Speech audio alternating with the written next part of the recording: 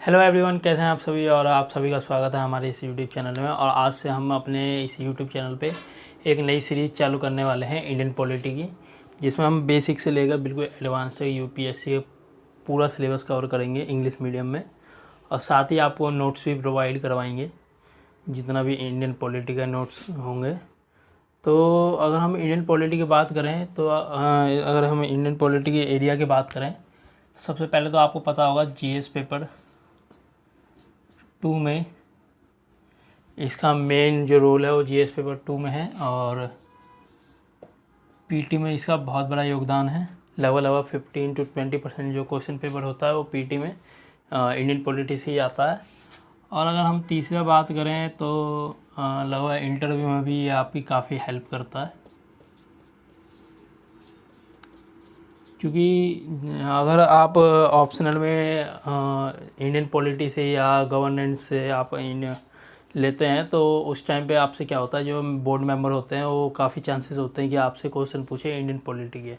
और वैसे भी अगर आप इंडियन पॉलिटी के बैकग्राउंड से नहीं है या आपने ग्रेजुएशन इंडियन पॉलिटी से नहीं करी है, तो भी बहुत चांसेस होते हैं कि इंटरव्यू में पॉलिटी से बहुत ज़्यादा क्वेश्चन पूछे जाते हैं, अक्सर होता है। और अगर हम और डायमेंशन की बात करें तो काफ़ी हद तक इससे ऐसे के भी क्वेश्चन पूछे जाते हैं। और आप प्रीवियस ईयर के क्वेश्चन उठा के देखें तो ऐसे में कई सारे ऐसे क्वेश्चन आपको मिल जाएंगे जो इंडियन पॉलिटी से हैं। और पर अभी जो कुछ हाल ही में जो ट्रेंड चल रहे हैं वो ज़्यादातर जो जीएस वाले जितने भी क्वेश्चन आते थे पहले सेकंड पार्ट में, ऐसे में अगर आपने एनालिसिस किया होगा तो अब आने बंद हो गए हैं। और इस साल तो बिल्कुल ही बंद हो गए हैं। वो आप ट्रेंड मानिए या उनकी मिस्टेक मानिए कि इस बार उन्होंने कोई भी जीएस से क्वेश्चन नहीं दिया है। अगर ये इस बार ही ऐसा हुआ है कि जीएस से क्वेश्चन नहीं दिया है तो काफ़ी अच्छी बात है। अब बट अगर इनका ट्रेंड बन चुका है कि अब जीएस के क्वेश्चन नहीं देने हैं तो ये थोड़ी सी दिक्कत कर सकती है आप लोगों के लिए। तो ये तो इसका डायमेंशन हो गया कि इंडियन पॉलिटी का कहाँ कहाँ पे रोल है यूपीएससी के सिविल सर्विस एग्जामिनेशन में। और अगर हम इसकी वेटेज की बात करें तो आपका जीएस में लगभग अगर हम एवरेज लेके चलें तो 100 to 125 मार्क्स का एवरी ईयर पूछता है। और पीटी में बात करें, अगर हम 2000 से अब तक 2020 तक एनालिसिस मैंने किया है तो जो मिनिमम क्वेश्चन आया हुआ है वो 10 और जो मैक्सिमम क्वेश्चन आया हुआ है वो 22। तो अगर हम एवरेज लेके चलें तो आपका 15 to 17 क्वेश्चन आपका कंपलसरी यूपीएससी प्रीलिम्स, जो आपका प्रीलिमिनरी टेस्ट पेपर होता है पीटी जिसे हम बोलते हैं सिंपल भाषा में, तो उसमें आपका मैक्स एवरेज जो है 15 to 17 क्वेश्चन आने के चांसेस होते हैं। तो हमें ये काफ़ी वेस्ट सिलेबस होता है, तो हम इसको छोड़ तो बिल्कुल नहीं सकते हैं, ये हमें पढ़नी होती है। आपको पता ही होगा, अगर हम इसकी बुक की बात करें तो इसके लिए तो गीता कह लो, कुरान कह लो, एक ही बुक्स हर किसी के जुबान पे आपको मिल जाएगी। इंडियन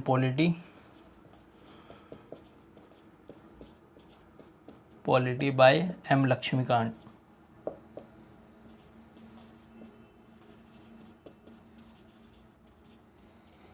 यूपीएससी के किसी भी जो पुराने स्टूडेंट हैं या जो नए स्टूडेंट हैं या कोई भी टीचर हो, वो हमेशा अक्सर आपको इस बुक का नाम बताएगा। काफ़ी अच्छी बुक है, मैंने भी रेफ़र कर रखा है। आपको मैं दिखाऊं, ये मेरे पास भी बुक है, ये कुछ इस तरीके का है। ये देखें मेरे पास न्यू एडिशन है, जो इसका 6th एडिशन आया हुआ है। ये लगभग आपको 300-400 रुपये में मार्केट में मिल जाएगा। काफ़ी अच्छी बुक है, इसमें चैप्टर वाइज दिए गए हैं। तो मैं आपको इनके बारे में बताऊँगा, बट मैं आपको पहले मैं अपने बारे में बता दूं। जो मैं भी अभी एक एक्सपीरियंट ही हूँ।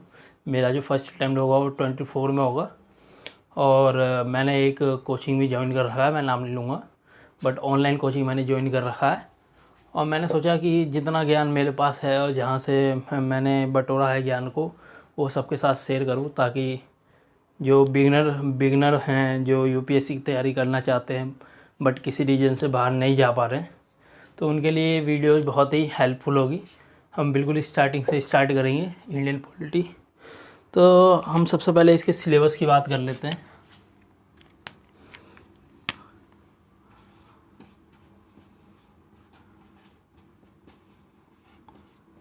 मैं आपको सिलेबस के बारे में बात करूं तो सिलेबस से पहले आपको मैं बता दूं, जो यूपीएससी हर साल अपनी नोटिफिकेशन जारी करती है उसमें आपको कंप्लीट सिलेबस लेसन वाइज और बुक वाइज आपको मिल जाएगा। अलग अलग पेपरों के GS1 2 पीटी सभी के मिल जाएंगे, ऑप्शनल के भी आपको उसमें सारी जानकारी मिल जाएगी।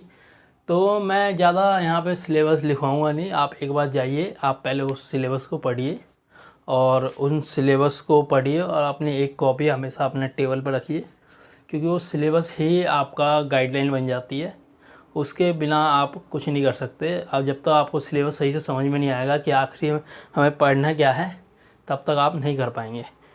तो सिलेबस में बात करूँ, जो सबसे पहले हमें पढ़ना होगा, आप इंडियन पॉलिटी की कोई सी भी बुक उठाएंगे तो सबसे पहले आपको कुछ कंपनी रूल के चार्टर एक्ट या पिट्स इंडिया एक्ट के बारे में, जितने भी एक्ट आए हैं इंडिपेंडेंस से पहले, उन सब के बारे में पहला लेसन मिल जाएगा। बट हम वहाँ से स्टार्ट नहीं करेंगे, क्योंकि वो स्टार्टिंग में बच्चों को बहुत ही कन्फ्यूजन हो जाता है वो एक्ट के बारे में। Charter act, independent act, Pitt's India act, फिर आपका रेगुलेटिंग एक्ट, बच्चे बहुत ज़्यादा कन्फ्यूज हो जाते हैं कि कौन सा एक्ट क्या, कौन सा एक्ट में क्या था, कौन सा एक्ट में क्या नहीं था। तो इसी वजह से मैं सबसे पहले जो है, कभी भी मैं प्रेफर नहीं करूँगा कि आप पहले उन एक्ट्स को पढ़ें, उनको हम सबसे लास्ट में पढ़ेंगे। जब हमारा कंप्लीट सिलेबस ख़त्म हो जाएगा तो आपको काफ़ी अच्छे तरीके से वो समझ में आने लगेगा। तो हम सबसे पहले बात करें कि हम पढ़ेंगे क्या। जो कल से हमारी क्लास स्टार्ट होगी उसमें क्या पढ़ने वाले हैं। सबसे पहले हम पढ़ेंगे इवोल्यूशन ऑफ कॉन्स्टिट्यूशन।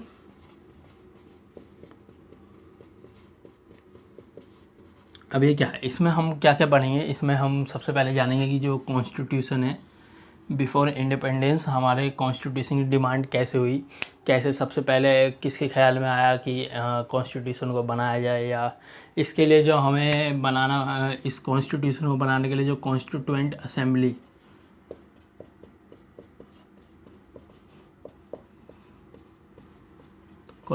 असेंबली जो बनाई गई थी, उसके लिए कैसे, कहाँ से, मतलब किस तरीके से उसको इन्वेंट किया गया, किस तरीके से उसको बनाया गया, कितने मेंबर्स थे, कौन कौन मेंबर्स थे, उनमें कौन चेयरमैन था, ये सब जानकारी हम इवोल्यूशन ऑफ कॉन्स्टिट्यूशन, जो हमारा पहला लेक्चर होगा वो इसी पे बेस्ड होगा। और इसके बाद जो हम स्टार्ट करेंगे, feature of the constitution.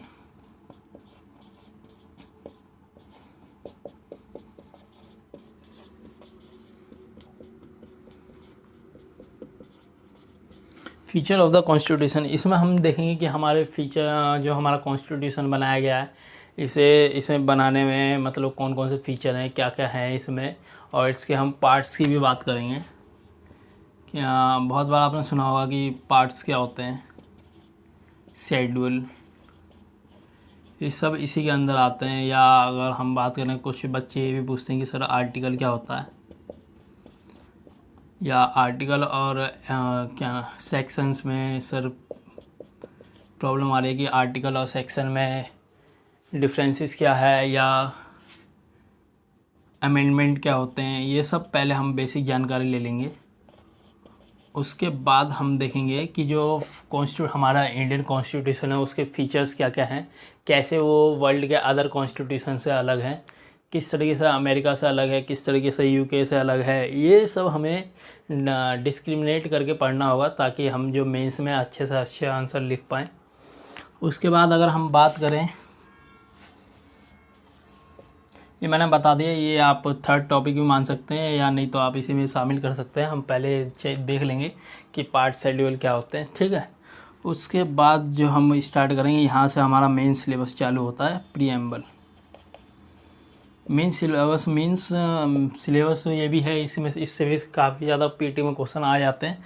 But preamble से मैं क्यों कह रहा हूँ, क्योंकि जो हमारा प्रीएम्बल है वो कॉन्स्टिट्यूशन में पहला पार्ट कह लीजिए, या आप ये जैसे होता है ना किसी भी बुक को स्टार्ट करने से पहले जो आपका प्रीफिक्स होता है, उसी प्रकार ये प्रीएम्बल है कॉन्स्टिट्यूशन का।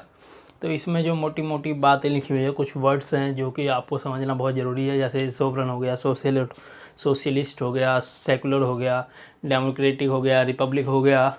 तो इन सब वर्डों पे हम चर्चा करेंगे। इसमें कुछ वर्ड्स हैं उनको डिकोड करेंगे।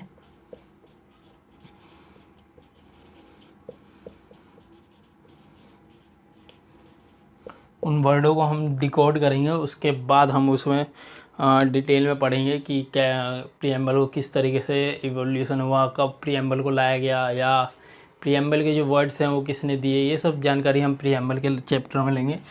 उसके बाद हम अपने इंडियन कॉन्स्टिट्यूशन का पहला पार्ट स्टार्ट करेंगे, जिसका नाम है यूनियन एंड इट्स टेरिटरी।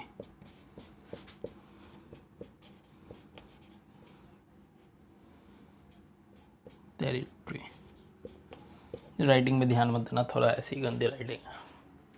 तो यूनियन एंड इट्स टेरिटरी की बात करें तो ये आर्टिकल, ये साइन होता है अंडर आर्टिकल का। तो अंडर आर्टिकल 1 to 4 जो है वो यूनियन एंड टेरिटरी को लेकर पार्ट बनाया गया है 1।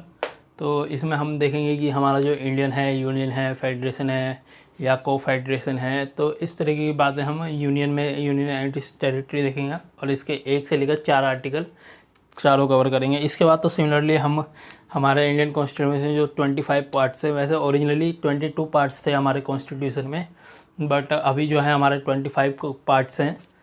तो एक एक करके हम इसको कंटिन्यूस में रखेंगे। फिर 5 आपका नेक्स्ट है सिटीजनशिप।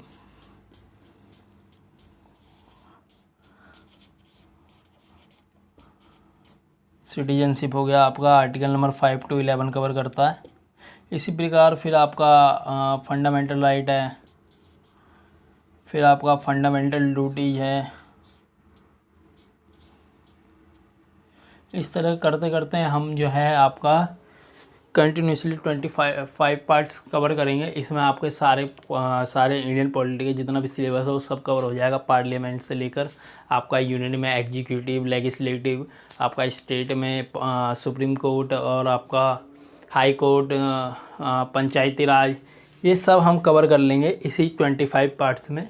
और इसके अलावा आपको मुझे नहीं लगता कोई ज़रूरत होगी। और हमें भी जो टीचर ने पढ़ाया है, जहाँ मैं ऑनलाइन कोचिंग ले रहा हूँ, मैंने आपको पहले ही बताया था, तो उन्होंने भी सर हमारा सिलेबस कंप्लीट करवा चुके हैं इंडियन पॉलिटी का। इसी वजह से मैं यहाँ पे इंडियन पॉलिटी आपको पढ़ा रहा हूँ। तो मैं आपको बता दूँ कि अब क्लासेस कैसे चलेगी।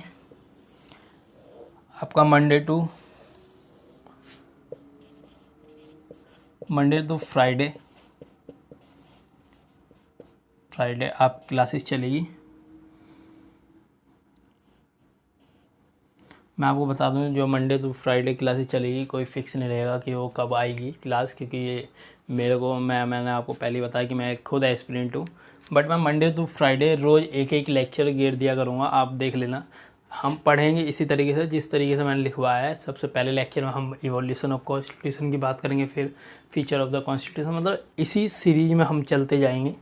बट आपको देखना होगा कि वीडियो कब अपलोड हो रही है। इसके लिए मैं माफ़ी मांगता हूँ कि मैं किसी एक पर्टिकुलर टाइम पे नहीं आ सकता, क्योंकि मैं एक खुद एस्पिरेंट हूँ। देन आपको बता दूँ मंडे टू फ्राइडे और एवरी संडे